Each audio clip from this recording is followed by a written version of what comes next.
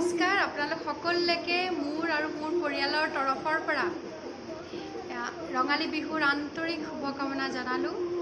নতুন বছৰটো যাতে সকলোৰে বাবে ভালে কুশলে শান্তিৰে পাৰ হয় তাৰে ভগৱানৰ ওচৰত প্ৰাৰ্থনা কৰিছোঁ।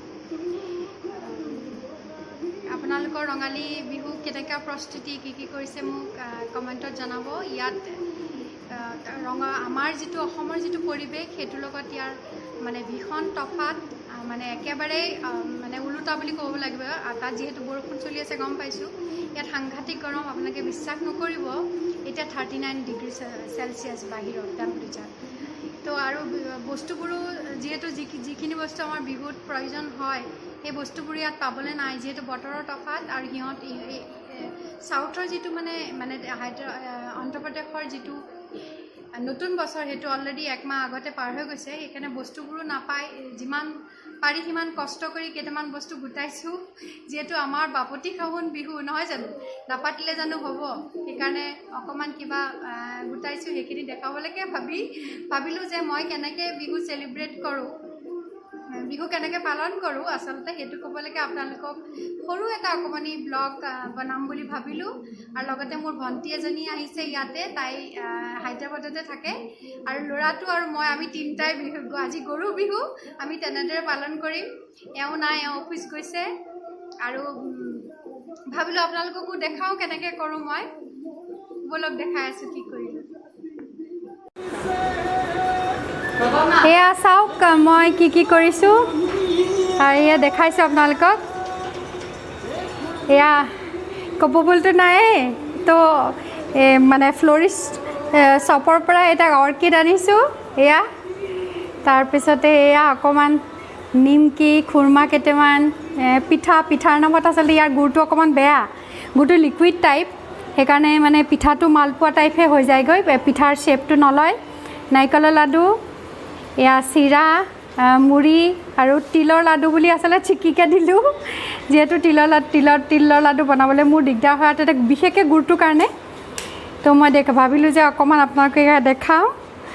এয়া চাওক, আৰু লাইটটো জ্বলাই লৈছোঁ, অকণমান আন্ধাৰ হৈছিলে। এয়া মোৰ প্ৰস্তুতি। এয়া তাৰপিছতে মই দেখাই আছোঁ, এয়া নিমপাতো অকণমান দিলোঁ, কাৰণ আজি যিহেতু অকণমান নিয়ম কৰিব লাগে। নিমপাত, আমকলি আৰু কি খায়, মচুৰ দাইল খাব লাগে। তো যিটো নিমপাত, মচুৰ দাইল, নিমপাত আৰু আমকলি খায়। আমকলি আচলতে ইয়াত পাবলৈ নাই, এতিয়া দহেচীয়া আম হৈ গ'ল, পকাম যিহেতু ওলাই গ'ল। তো তাৰে অকণ চবে মুখত ল'লোঁ। আৰু লগতে মাহ হালধিৰো যিটো গাত সানে মাহ হালধি আকৌ মোৰ ভণ্টিজনীয়ে, তাই মানে এবাৰ অসম যাওঁতে লৈ আহিছিলে এটুকুৰা, তাৰে অসমৰ হালধি আৰু মাটি দাইল মিলাই মিক্সিত পিচি তাতে গাত চবেই সানিলোঁ। এতিয়া সিহঁতক দেখাওঁ ৰ'ব, সিহঁতকেইটা কি কৰি আছে, ভণ্টি আৰু ল'ৰাটোৱে। ৰ'ব দেখাইছোঁ। নমস্কাৰ, ৰঙালী বিহু শুভেচ্ছা থাকিল। আপুনি ভালে থাকক, সুখেৰে থাকক। কপি কৰিছে মোৰ পৰা। নমস্কাৰ, সকলোলৈ ৰঙালী বিহুৰ আন্তৰিক শুভেচ্ছা যাচিলোঁ। নতুন বছৰৰ সকলোৰে ভাল হওক, শুভ হওক। পৰিয়ালৰ সকলো সদস্যলৈ মোৰ আন্তৰিক অভিনন্দন জ্ঞাপন কৰিলোঁ। ধন্যবাদ। Thank U.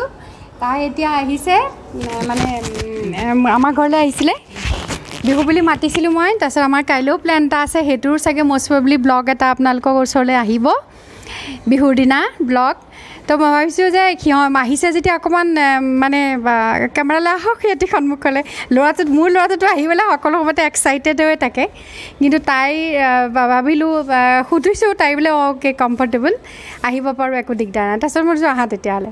তাৰপিছত মই এতিয়া আছোঁ বাহিৰত, মই আপোনালোকক অকণমান মোৰ এপাৰ্টমেণ্টৰ চাৰিকাষে অকণমান দেখাই, মোৰ ফুলখিনিক অকণমান দেখাই পেলাই ইয়াতে ব্লগটো সামৰি মাৰিম। ৰ'ব দেখাইছোঁ। এইটো হৈছে আমাৰ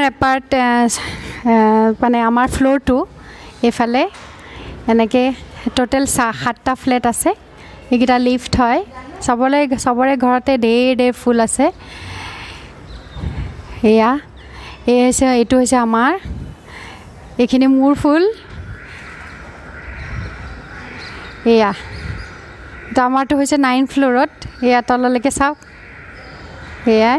এইটো হৈছে আমাৰ, এইখিনি মোৰ ফুল। এয়া তো আমাৰটো হৈছে 9th ফ্ল'ৰত। এয়া তললৈকে চাওক, এয়া। তো আমাৰটো হৈছে 9th ফ্ল'ৰত। এয়া তললৈকে চাওক, এয়াই। এইটো হৈছে আমাৰ, এইখিনি মোৰ ফুল। এয়া তো আমাৰটো হৈছে 9th ফ্ল'ৰত। এয়া তললৈকে চাওক, এইখনে হৈছে মানে টোটেল 11টা ফ্ল'ৰ আছে আমি 9 ফ্ল'ৰত থাকোঁ প্ৰতিটো ফ্ল'ৰতে 7টা ফ্লেট আছে এনেকৈ চবৰে এনেকৈ পেছেজ এৰিয়া আছে যেনেকৈ আমাৰ এইখিনিৰ পৰা ষ্টাৰ্ট হৈছে এইখিনিৰ পৰা সেইখিনিলৈকে ফুল চুল ৰুব পাৰি ধুনীয়া আৰু বাহিৰত হাৱা চাও মাৰে ভালদৰে সেয়াই আৰু তো এইখিনিতে মোৰ অকণমানি ব্লগটো সামৰণি মাৰিছোঁ সকলো ভালে থাকক সুস্থ থাকক আকৌ এবাৰ ৰঙালী বিহুৰ বহুত বহুত হিয়া ভৰা শুভকামনা আপোনালোক সকলোলৈকে থাকিল সকলো ভালে থাকক বাই বাই